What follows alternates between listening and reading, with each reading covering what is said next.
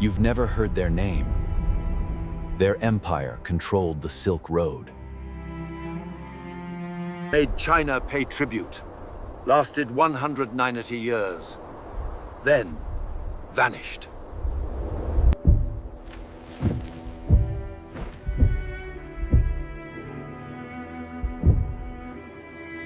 Cities destroyed, people scattered, language extinct.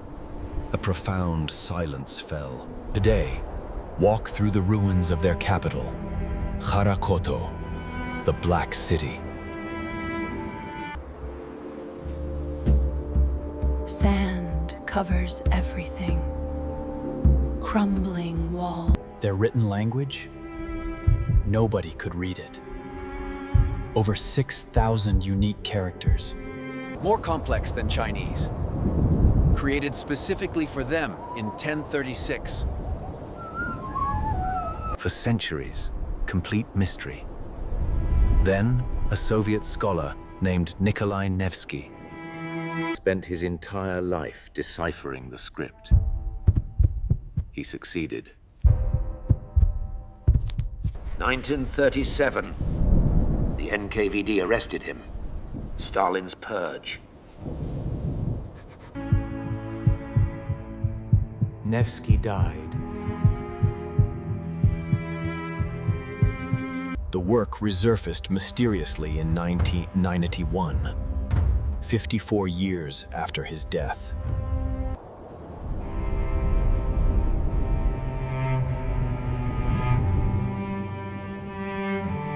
The Tangut came from the Tibetan highlands, originally called Dangxiangjiang. Tibetan-speaking people lived in what's now western Sichuan and eastern Tibet.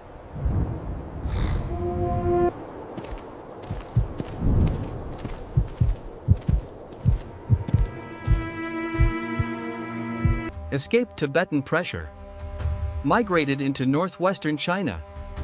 They settled in the Ordos region. Northern Shaanxi, Eastern Gansu, a new land. The Tang Dynasty welcomed them, used them as buffer against Tibet. 755 AD, the An Lushan Rebellion nearly destroyed Tang China. As reward, the Tang Emperor gave their leader the imperial surname, Li. Li Sigong, the Tangut general, a powerful new identity.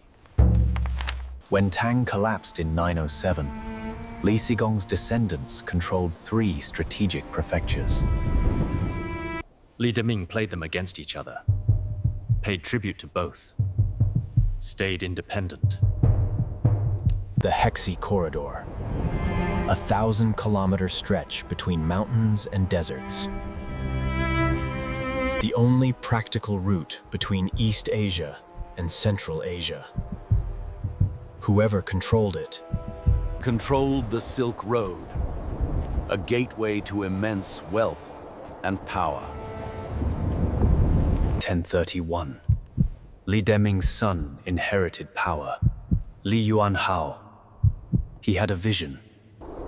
He would not be a vassal to China. He would forge his own destiny. He rejected Chinese customs, ordered all Tangut to shave their heads. He changed his surname back to the Tangut name, Wei Ming. He commissioned scholars to create a new writing system. Yeli Renrong designed it. 1036. The Tangut script was complete. Over 6,000 characters. Inspired by Chinese, but structurally unique. Each character represented one syllable. Li Yuanhao ordered everything translated. Chinese classics, Buddhist sutras, law codes. Then the military.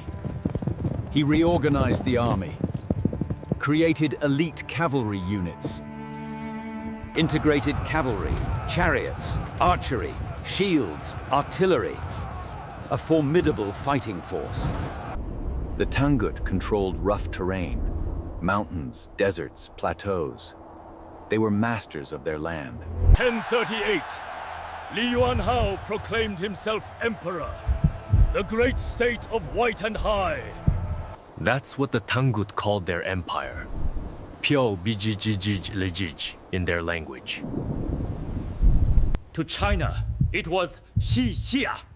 Western Xia! The Song Dynasty was furious.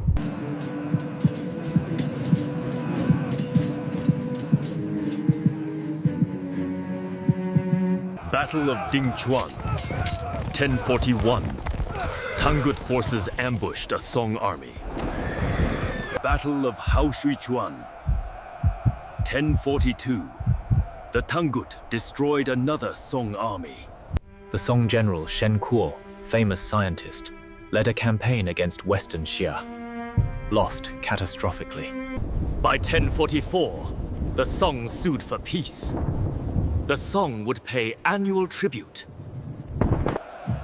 A small kingdom of 3 million people had forced the mighty Song Dynasty to pay tribute. But here's the twist. The Tangut weren't just warriors. They were something unexpected. The Tangut were deeply Buddhist. Not Chinese Buddhism, Tibetan Buddhism.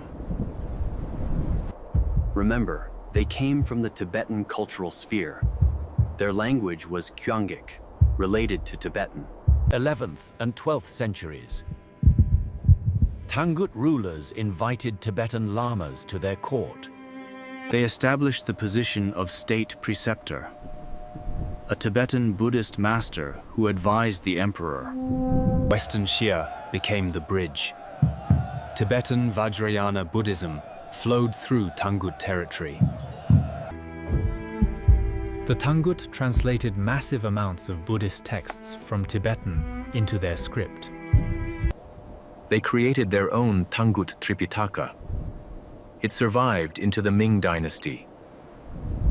The Tangut built Buddhist cave complexes. Yulin Caves near Dunhuang. Incredible murals, Tibetan deities, tantric imagery, a spiritual masterpiece, Mount Wutai, the sacred Buddhist mountain in China. Tangut emperors made pilgrimages there. When the Mongol Empire rose, Kublai Khan encountered Tibetan Buddhism through Tangut territory. That's how Vajrayana became the state religion of the Mongol Yuan dynasty. The Tangut were the transmission belt. But there's a problem. We only know this because of fragments. Most of Tangut civilization was destroyed. Why? The answer leads to history's most famous conqueror. 1206. Temujin was proclaimed Genghis Khan. The Mongol tribes were united. They needed targets! Western Xia was perfect! Wealthy from Silk Road trade, positioned between Mongols and China, militarily formidable but small enough to conquer. 1205! The first Mongol raid! A warning shot! 1209. Full-scale invasion. Genghis Khan personally led 120,000 Mongols south. Siege. The Tangut had 105,000 defenders behind massive walls. The Mongols tried something unprecedented, diverting the Yellow River to flood the city. Engineering disaster! The dam broke! Flooded the Mongol camp instead. But the Tangut Emperor saw the writing on the wall. Emperor Xiangzong surrendered in 1210. Western Xia became a Mongol vassal. A temporary truce. For the next 15 years, Western Xia sent troops to help the Mongols conquer the Jin dynasty. Then, 1216, Genghis Khan called for troops to campaign in Central Asia. The Tangut court refused. If the Mongols lack strength to conquer alone, how are they worthy of ruling us? Bold words. Fateful words. Genghis Khan was in Central Asia when he heard the refusal. He didn't forget. 1225. Genghis Khan returned from the west. He was 65 years old. From the Pacific Ocean to the Black Sea, one enemy remained: Western Xia. This wasn't about vassalage anymore. This was personal. A debt to be paid. 1226. The Mongols invaded. This time different. Systematic destruction. City after city, fortress after fortress. No mercy, no quarter given. The Mongols weren't just conquering. They were erasing, wiping out all traces. Battle near Helen Mountains. Tangut armies destroyed. No hope remained. November 1226. Siege of Lingzhou. Mongol victory. Another city falls. Summer 1227. The Mongols reached Yinchuan, the capital. Siege. Inside the city, the Emperor knew. Their empire's fate was sealed. August 1227. Genghis Khan fell from his horse. He lay dying in his yurt.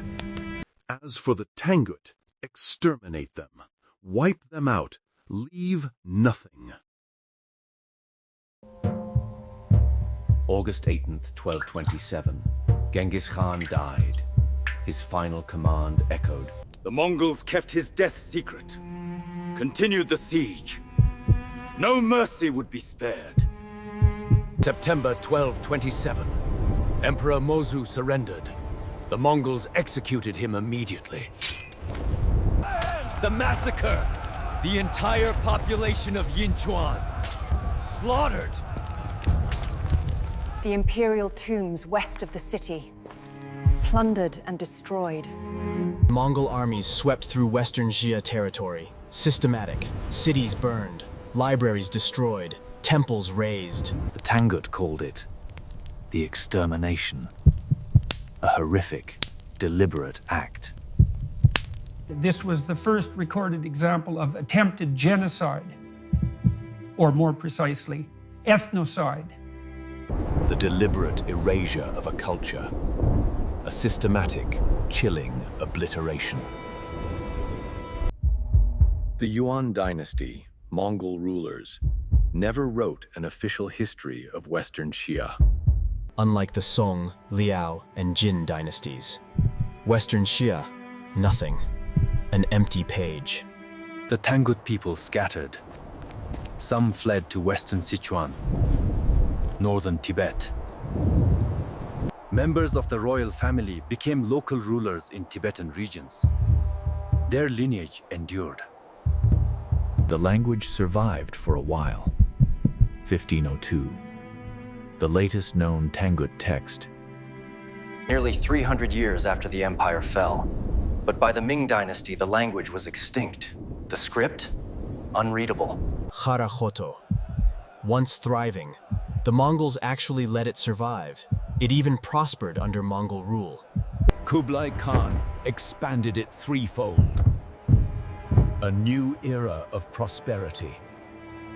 Then 1372. The Ming dynasty invaded. A new threat emerged. Legend says Ming troops diverted the Ejin River, the city's only water source. The inhabitants faced a choice: die of thirst or fight. An impossible decision. The city fell. By the 15th century, Harajoto was abandoned. Desert sands covered it. Forgotten. Lost beneath the shifting dunes. Until 1909. Pyotr Kozlov's expedition. A monumental find. The stupa outside the walls. Over 2,000 manuscripts, books, Buddhist texts. All in the dead Tangut script, a language nobody could read. The treasure was shipped to St. Petersburg, sat in storage for decades. Then Nikolai Nevsky, a Soviet scholar obsessed with deciphering Tangut. He succeeded. The lost language was beginning to speak again. 1937. The NKVD arrested him. A shadow fell. He died in custody, 1906. His work published posthumously. Lenin Prize awarded. 1991. Some manuscripts mysteriously reappeared. Nobody knows where they'd been.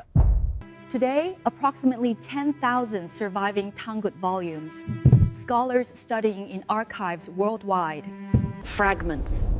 That's all that remains. Of an empire that lasted 190 years. Stand in the ruins of Harakoto today.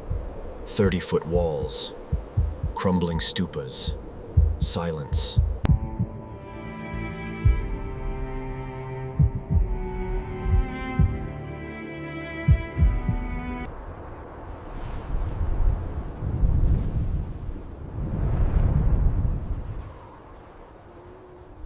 The desert preserved what conquerors tried to destroy. Sand covered the manuscripts, protected them, waited until someone dug, until they were ready to be found. Remembered now, barely. A warning and a testament to the fragility of memory, to the power of erasure. A stark reminder. And to the stubborn resilience of human achievement. It finds a way to endure. Even when buried, even when unreadable, even when commanded, leave nothing. Something remains. Always. Stand in the ruins today. The wind carries whispers in a language nobody speaks. The Tangut Empire. Remembered now, barely, but remembered. Their story, etched in sand and paper, finally emerges. Even when empires crumble and languages die, the echoes persist. Through the dedication of a single scholar, a forgotten world was rediscovered. The art, the spirituality, the unique identity refused to vanish completely. Their legacy lives in these ruins, in the script now understood. Every character, a voice from the past, telling a story of power. Of wealth, of faith, and of extraordinary human spirit. The Tangut Empire, a testament to the cycles of rise and fall.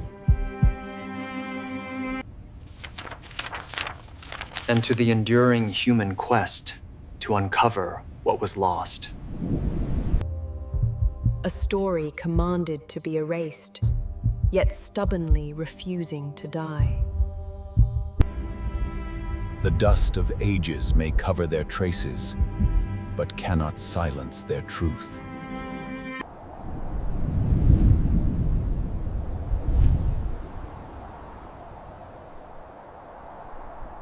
Their Buddhist devotion, their unique culture, their struggle for independence.